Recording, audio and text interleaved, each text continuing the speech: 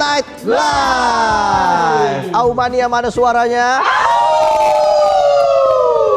Aduh. Kenapa Tong? Lagi lihat foto waktu saya umur 24. Iya. Sekarang berapa? 35.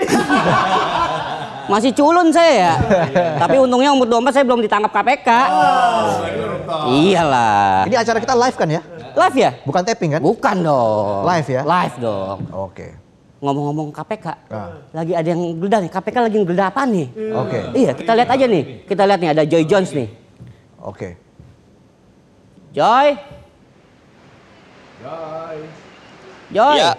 Katanya Ya, Bang KPK Otong. lagi geledah nih. Geledah apaan sih? Ya. Ngomong-ngomong. Ya, nih Bang Otong dan Kak Reza nih.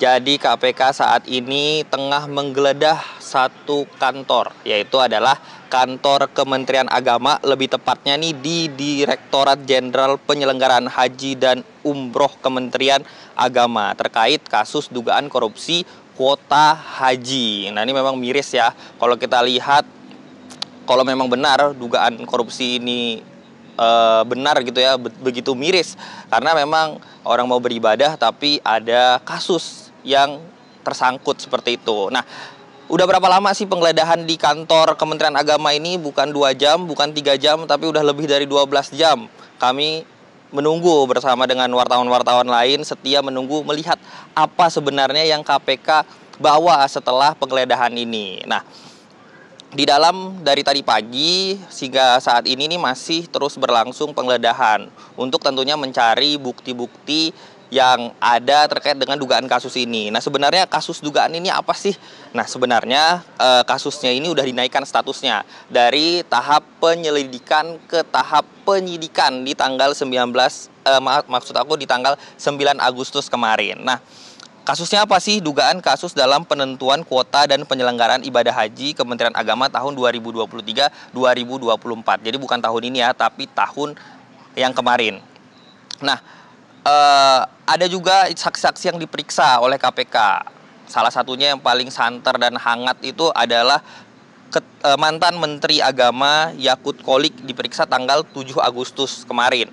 Nah, setelah 7 Agustus diperiksa 2 hari kemudian itu statusnya naik jadi penyidikan. Nah, terus kita bertanya kan pemirsa, berapa sih sebenarnya kerugian yang dihasilkan dari dugaan kasus ini? Nah, KPK juga udah menghitung-hitung dugaan kasus yang terjadi. Nah, ini dalam penghitungan KPK nih, penghitungan awalnya diperkirakan kerugian negara itu mencapai 1 triliun lebih dari dugaan kasus korupsi ini. Nah, di tanggal yang sama juga, tanggal 11 Agustus itu ada 3 orang yang dicegat oleh KPK untuk berpergian ke luar negeri. Salah satunya juga adalah mantan Menteri Agama Yakut Kholik. Nah, pemirsa, saat ini proses dari penggeledahan masih terus dilakukan. Kita juga masih belum tahu apa sebenarnya yang diperiksa dan apa saja barang-barang yang diambil. Jadi kita masih setia menunggu sampai nantinya KPK,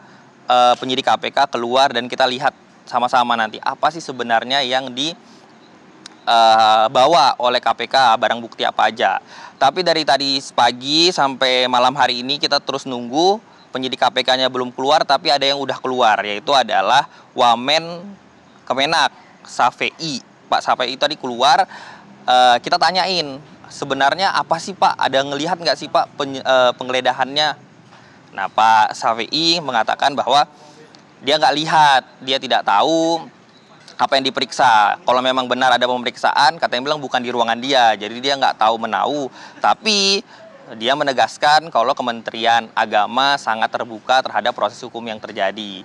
Bahkan dia mengatakan bahwa tetap mendukung, tidak ada yang dapat menghentikan proses hukum. Jadi sangat terbukalah kalau memang ada yang perlu dicari seperti itu. Nah, kita masih nunggu nih Bang Otong sama Kak Reza, bagaimana proses selanjutnya. Oke, baik, terima kasih Joy atas laporannya, selamat bertugas kembali.